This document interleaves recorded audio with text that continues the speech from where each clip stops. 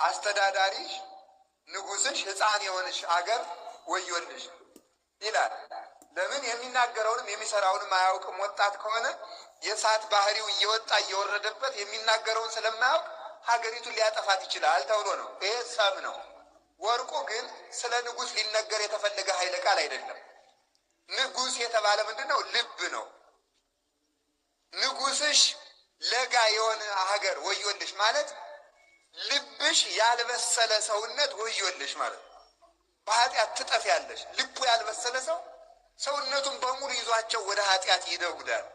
እና ህሊናችንም ልብናችንም ለመቆጣጠር የምንሰማውንና የምናየውን ነገር መቆጣጠር አለብን።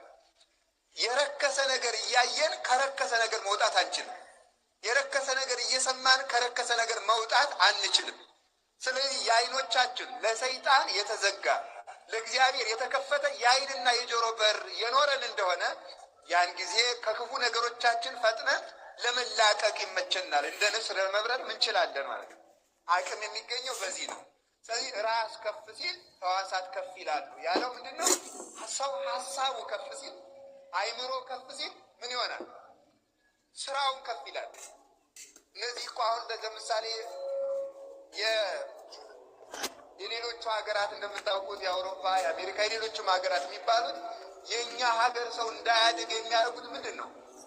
መጀመሪያ አይምሮአችን እንዳያስብ ማድረግ።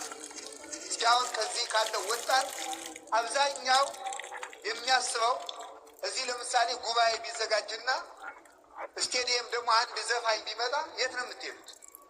እዛ ነው የምትሄዱት።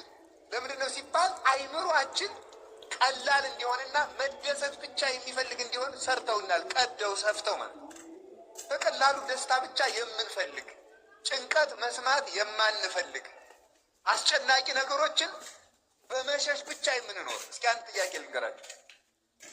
አንድ ሰውዬ የባንክ ዕዳ አለበት። የባንክ ዕዳውን መክፈል ስላልቻለ መኖሪያ ቤትህን በቅርብ ቀን እንድታስረክብ የሚል ደብዳቤ ይደርሰዋል። ሲደርሰው ወደ ሆነ ቦታ ሄዶ ስለመጣ ዕዳው ይቀራል አይቀርም? አይቀርም። ይህንን ነገር እንደው ላለመስማት ሳምንት ሲገጠር ቤተሰብ ደርሼ ልምጣ ቢል ተመልሶ ሲመጣ የባንክ ዕዳ አለብህ የሚለው ደብዳቤ ይቆየዋል ቤቱ ማለት። በመሸሽ ስራን ሰርቶ በማሸነፍ ነው እንጂ ሀሳብን በመሸሽ። ስለዚህ ምንድን ነው ኃጢአተኛነታችን እንዲነገረን ስለማንፈልግ፣ ክፉነታችን እንዲነገረን ስለማንፈልግ አሁን መስታወቱ ጥርስ ላይ የበቆሎ ፍሬ አለ ካለ በቆሎውን ማንሳት ይሻላል፣ መስታወቱን መስበር ይሻላል። ይህ እኮ ልክ ያልሆነ ሀሳብ እኮ የሚባለው በእውነቱ እንደዚህ ነው።